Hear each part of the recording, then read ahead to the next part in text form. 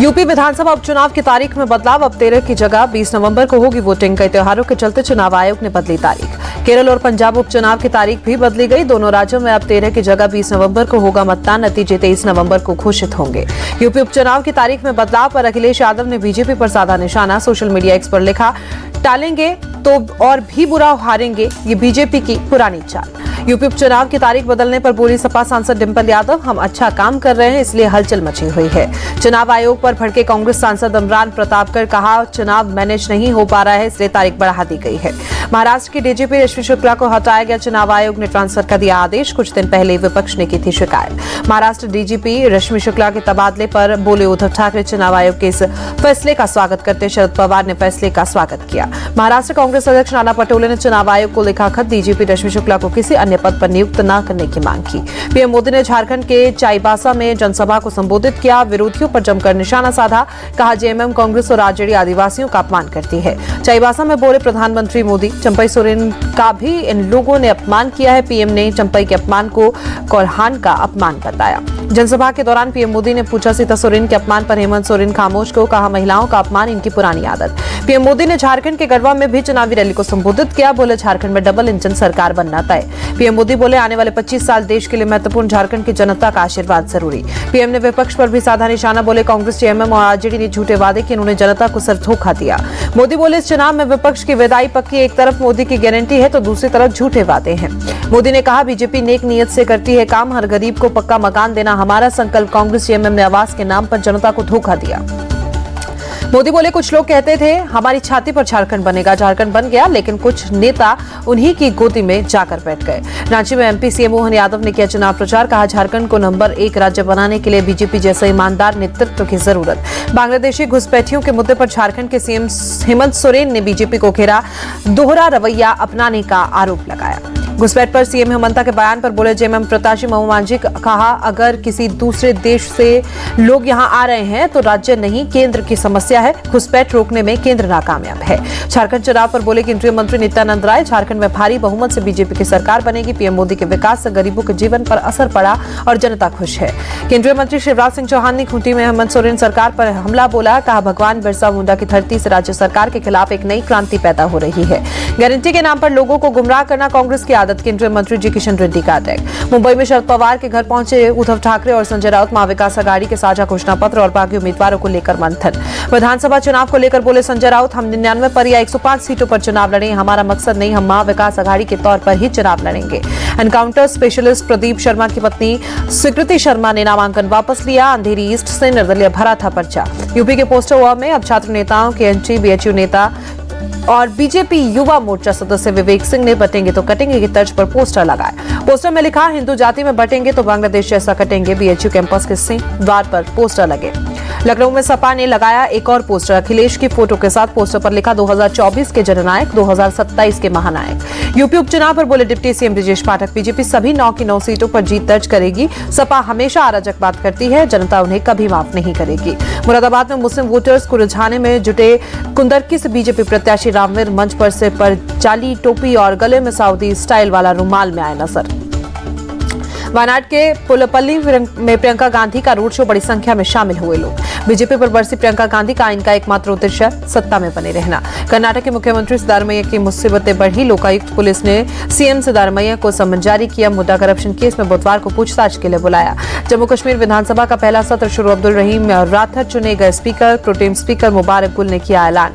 जम्मू कश्मीर विधानसभा सत्र के पहले ही दिन हंगामा। पीडीपी के वहीद उर रहमान ने 370 को हटाने के खिलाफ पेश किया प्रस्ताव। वहीद उर रहमान के प्रस्ताव के खिलाफ बीजेपी का हंगामा। विधानसभा में जमकर हुआ बवाल। स्पीकर से प्रस्ताव अस्वीकार करने की मांग की।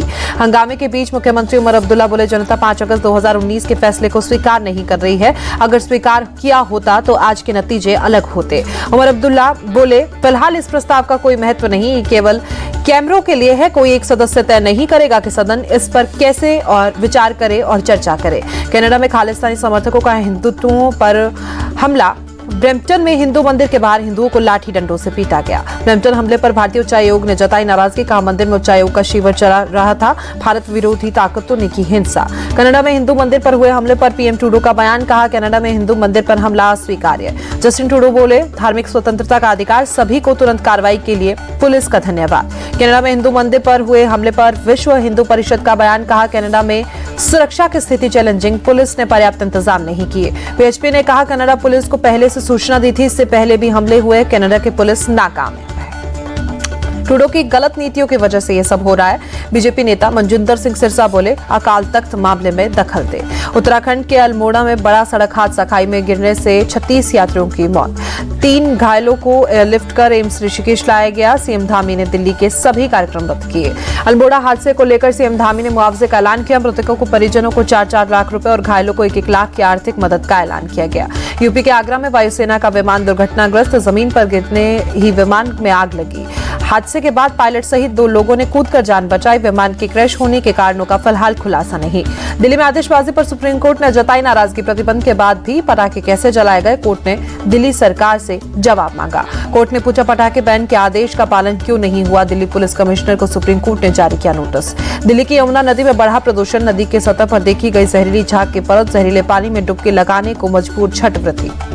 दिल्ली प्रदूषण नियंत्रण समिति की रिपोर्ट में बड़ा खुलासा, 21 सीवेज ट्रीटमेंट प्लांट मानकों को पूरा करने में फेल।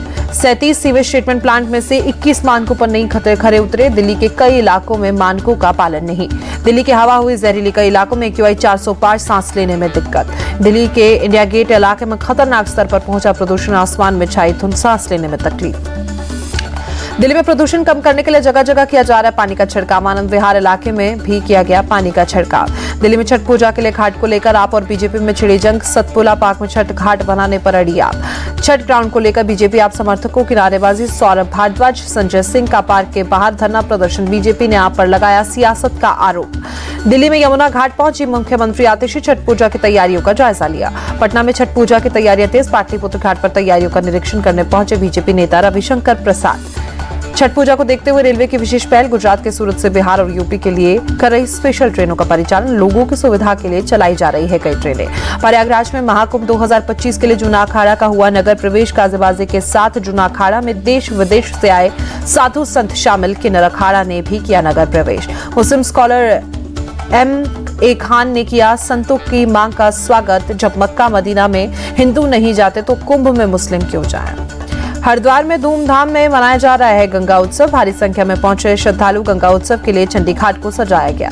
यूपी के गाजियाबाद में रोड रेस का मामला सामने आया, 2 युवकों की गुंडों ने बेरहमी से पिटाई की। मामूली विवाद में आरोपियों ने हवाई फायरिंग की, पुलिस ने मामला दर्ज कर जांच शुरू की। गुरुग्राम में कार पार्किंग को लेकर हुआ विवाद, गाड़ी न हटाने पर गोरक्षकों ने चलाई गोली। बजरंग दल का सदस्य आरोपी पुलिस ने गिरफ्तार किया, घटना का वीडियो सोशल मीडिया पर वायरल हुआ। मध्य प्रदेश के कटनी में समोस को लेकर विवाद, रेत कंपनी के कर्मचारी एवं ग्रामीणों के बीच जमकर हुई मारपीट। दोनों पक्षों की ओर से जमकर चले ईंट पत्थर, नाराज ग्रामीणों ने गाड़ी को आग के हवाले किया। घटना का वीडियो सामने आया। लखनऊ के विभूति खंड में बंद फ्लैट में भीषण आग लगी, घर का सारा सामान जलकर खाक। घटना के दौरान घर पर कोई नहीं था।